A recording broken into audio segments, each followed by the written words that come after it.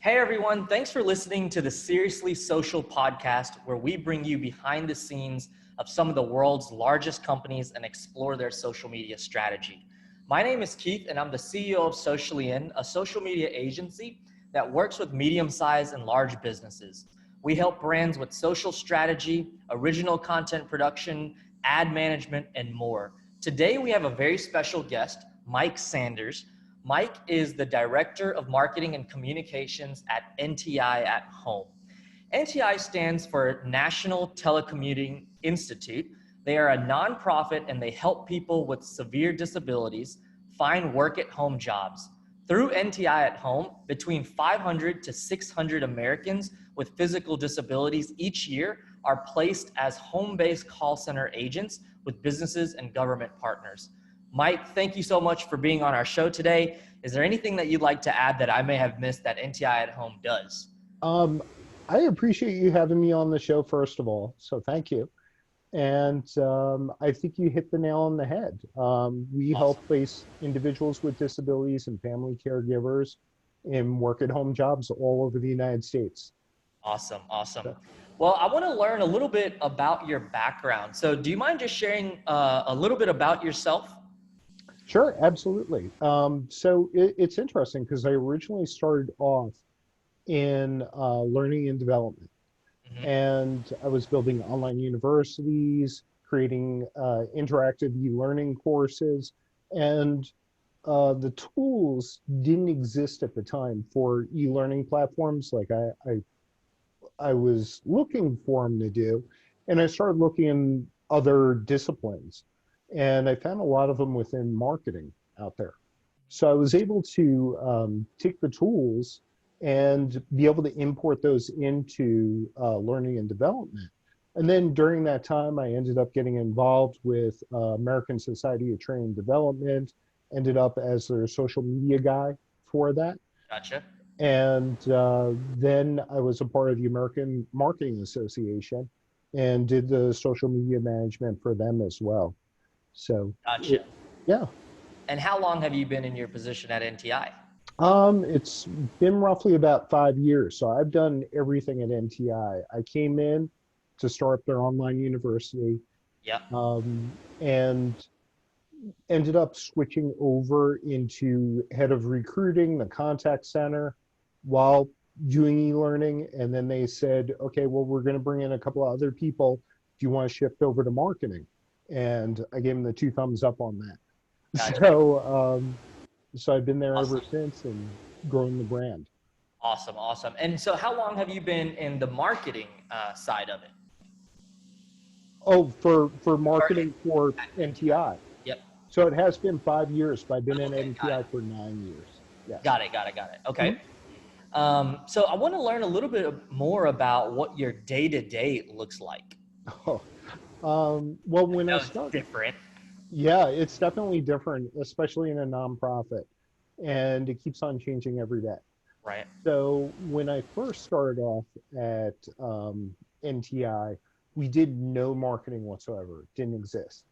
And we were on the Today Show 15 years prior, and we were riding the wave for 15 years, word of mouth, talking about how we help out individuals with disabilities, and other people were telling other people, and they kind of flowed from there.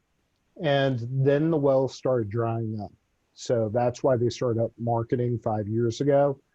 They asked me to do it because of prior background to NTI. And, it leads into the day-to-day. So when I first started, it was a party of one. And it was just very difficult to start off with because I was advertising out to like recruiting jobs, things like that. And then I realized we were getting considered spam across the board. And so I was doing a lot of the content strategy behind it. And I realized people, 5 years ago didn't really want to take a look at disability. They wanted to take a look more at pop culture, things like that. So I said, well, there's got to be a way to infuse it so that way we could have, conversations with people so they could understand it. And I started including pop culture into our social media posts and tying it in with influencer marketing and integrating disability within there. And we started really growing from there. Gotcha. So on a regular basis, I don't think that there is a regular basis because I was like an army of one Yeah. and was doing the graphic design, the social media content strategy, strategy for upcoming campaigns, all in one. And we succeeded. So within 2 years, we ended up getting a following of about 60,000 followers across Nice. all social media platforms. And that was with a budget of zero. So that it was extremely hard to do that. And they started realizing like, um, what is, how can we make this flow further? Because we were getting people coming through the door, which was great. And by the next year, I started getting a team together and we started doing more with influencer marketing, connecting with bands. Um, Number one Billboard song, you probably heard it in every possible location across the United States. We connected with Portugal the Man. And then their hit Feel It Still came on out. Yep. So we rode the wave as the wave was turning into a tsunami, which was great. We also worked with the cast from Breaking Bad, comedian Josh Blue. Um, Awesome. so we ended up doing a lot of things like that. Very cool. Yeah. So our conversation today is going to focus around social media, but I am curious, what other avenues of marketing do you guys do? Are you running radio ads? Are you doing television? Is it just is it tentpole? What, if you don't Yeah, mind we sharing? are. We are. We're taking a switch out there of how we're developing our marketing. Uh-huh. Because when Facebook AI came out and they started flagging different organizations Yep. on what their content was, they took a look at our advertisements and they considered it hate speech. Even though we were advertising out jobs to individuals with disabilities, and we Right. went back and forth with them for the longest period of time.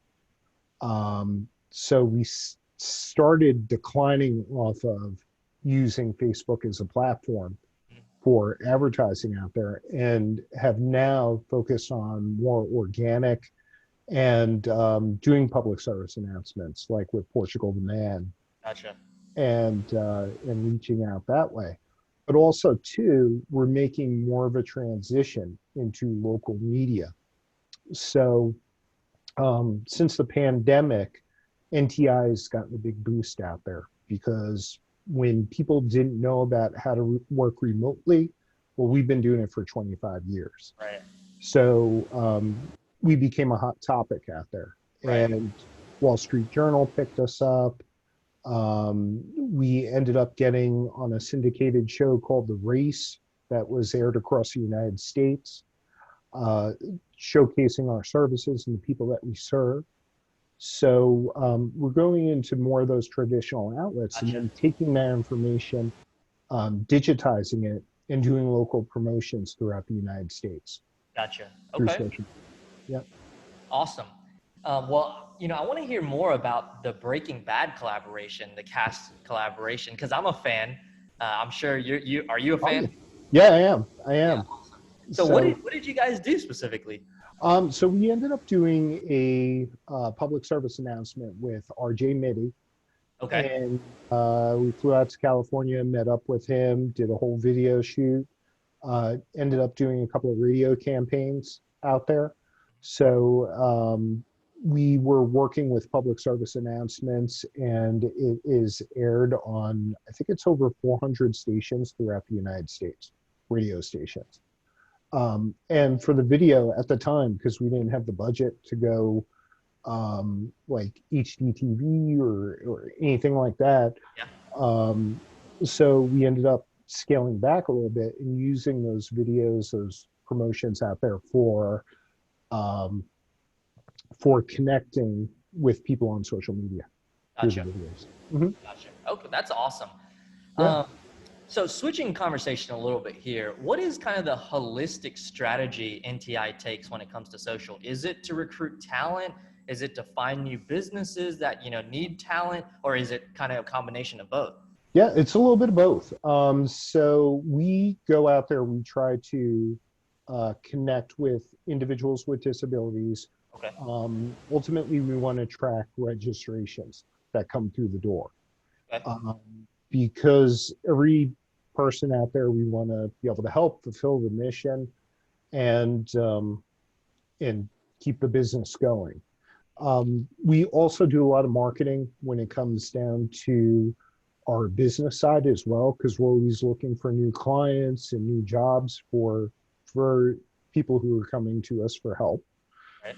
And also, we're doing a lot more with partnership programs. So we're connecting with other organizations out there who might be able to help out individuals with disabilities and doing like webinars and co-campaigns. For example, there's a pain management foundation, and we're connecting with them on a mashup of our services, so that way we could connect to more people and serve Yeah, the people that we want to help out. gotcha. Yeah. And just out of curiosity, are all of the jobs call center jobs? They're mixed. So it could be call center, it could be customer service, it could be IT tech, Got it. um, and it could be anything out there. It could be the person who is helping you out could be helping out someone stranded on the side of the road, or helping someone do their taxes, Gotcha. or giving financial advice, or swaying a doctor into leveraging a certain medication in his practice. So there's a whole bunch of verticals that Got it. we Got it. serve out there. Yeah. Got it. Okay. Mhm. And how do you measure success on social? What are you looking at? What is your leadership team looking at when it comes to, hey, social media is working or not working? Yeah, they're looking at cost per click, Okay. uh, and uh, and how many conversions we end up getting on there. Those are the Gotcha. main tickers. So the vanity stats, sure, it's cool that we have so many followers, but um, we want to be able to get more conversions and advertise that to the people who we want to reach out there, as opposed to people just think it's a nice ad or a pretty picture or something dynamic. We want to be able to bring people through the door, walk them through the process, make them feel good about what they're doing out there. So we're constantly measuring our different platforms, and we use a lot of them, and we're starting to cull those down. Gotcha. Um, And so so that's what we're doing out there. gotcha. Gotcha. So measuring that data is really important. Are you using any tools to help you with the measurement? It's a mix. So for Facebook, we're using Facebook ads, Right. the ad manager, but we're also bringing it into Microsoft tool called Microsoft BI, Okay. and we're measuring it there. Gotcha. Um, and we're also taking a look at a couple of new tools out there as well. Got it. So we do have some internal data people, data analysts within the house.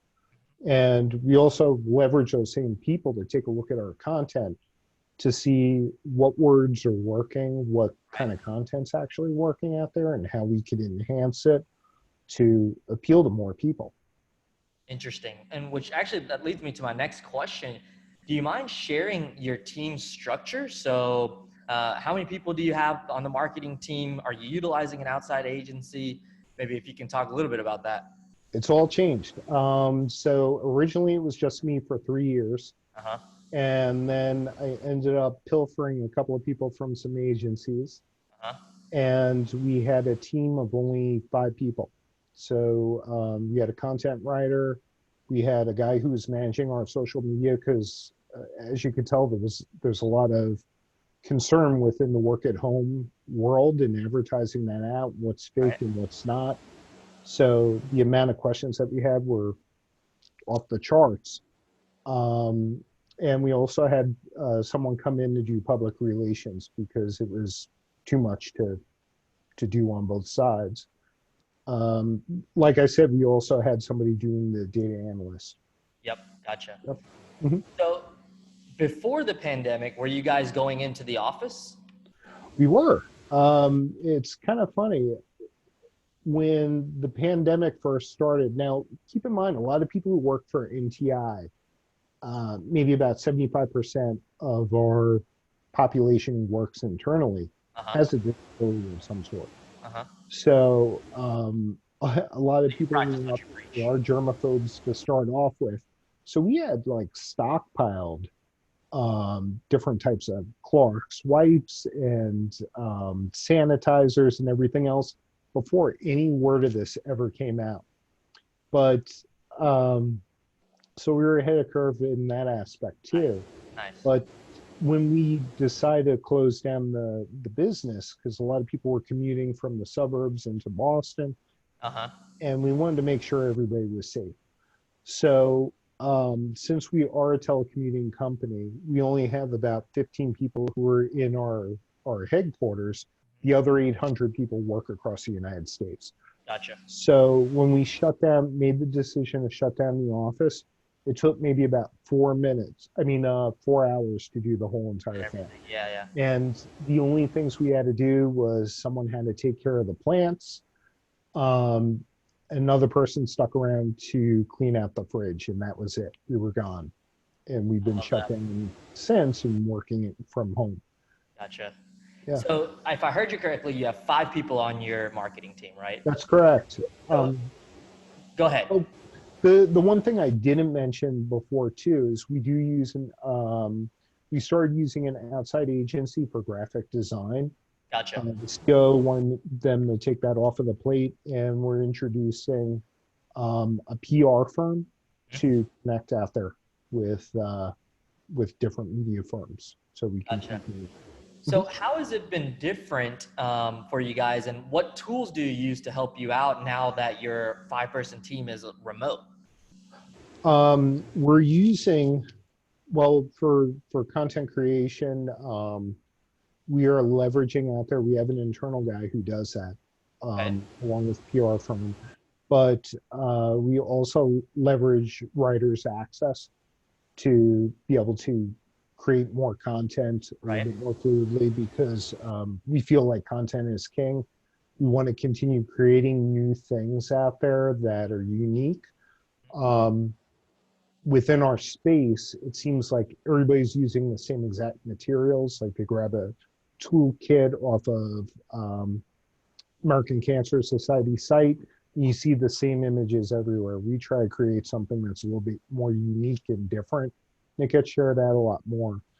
But from a productivity standpoint, we've always been using both Teams and as well as Zoom. And before we started using those, we actually used JoinMe for like group chats and things like that. Gotcha. Because we were doing a lot of public service announcements remotely, and it just lent itself a little bit better with their Gotcha. tools and functionality. Um, we do leverage for classroom communications. We use Adobe products for those. Yep. But once again, we're starting to use Zoom a little bit more and Mentimeter or Mentimeter. I don't know if you've ever used that No, I before, haven't but heard of that. What is that? yeah, so it's an overlay for Zoom, and it allows you to add in a little bit more dynamic questions, functionality, word clouds, things like that. So if I'm doing a webinar, it allows us to have a little bit more interactivity and engagement with our audience. Gotcha. So That's we're always Mentimeter. exploring new tools to go out there and do that. And then for repository, we also use SharePoint Got for it. keeping all of our information in there. Got it. Got it. Okay. Yeah, So earlier you mentioned that you've started to integrate pop culture kind of with your marketing. How are you thinking about TikTok? TikTok. So oddly, we were like one of the first people who jumped on board with TikTok. Nice. And one of the first groups out there who ended up connecting with them about their marketing campaigns for nonprofits. Uh-huh. Um, and then it's interesting because now it's become a topic of security, Yep. but our CEO is also worried about the same thing. He came from a technology background too, over at Hewlett Packard, and served at a couple of other different organizations. But he was concerned about security. He asked us if we could pull it down, which is, I mean, it was a great platform for what we wanted to do, Yeah. but there are other ones that we're exploring out there now. Yeah. Yeah. Definitely. Okay. And And then, I don't know if you know this or not, but even though Zenith Media, they released that campaign. It starts on TikTok. You might have seen it on TV a couple of times. Unfortunately, I think that their fate isn't going to fall for security reasons. I actually think it may happen because of competitors.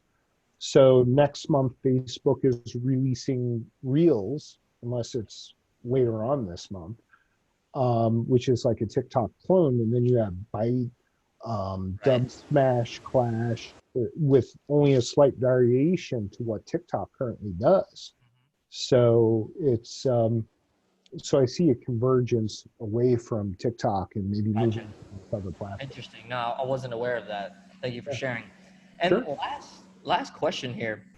What are your top three platforms that you spend your time on? man. So it's always mixed. It's always mixed, and I always switch it up. And now I'm doing a lot more on Instagram, Twitter. Um, I would have to say I'm going a little bit more back to Facebook, but I would say my number three is Vimeo right now. Number And Vimeo. I wouldn't have thought about that. yeah, it's kind of random out there. And I do spend a lot of time on LinkedIn too. So Yeah, that's how we connected. yeah, You mentioned Facebook. How are you like in Facebook groups? Is that where you're spending your time, or are you using Facebook really to connect with friends and family? yeah, I actually, Facebook groups, I think I maximized the amount of groups I could actually join on Facebook. That's funny. I They love Facebook actually groups. cut me off for joining another group. So I have maximized that out. Have you tried out Facebook Rooms? Facebook rooms, yes. I Yeah. love Facebook Rooms because I'll start one and my buddy from back from high school that I haven't talked to in years will randomly pop into my Facebook room, and it's just a good opportunity for to catch up with people that you haven't talked to in a long time, face to face. Yeah, there's some really cool tools out there for doing that. Like Facebook rooms is great. Um, and then I know once again you have a couple of security concerns with this, but you have the house party, Netflix party. I don't know if you ever used that before. I have, yeah. Or here's another one that's on the list too, and I'm not sure if everybody's done that yet, but House Party. So if you want a good addictive thing to do, that's probably a I'll good have way. to check that out. Yeah, yeah. Well, Mike, thank you so much. I know this has brought a lot of value to our listeners, so I can't thank you enough. Thank you. Absolutely. I'm just going to stop recording.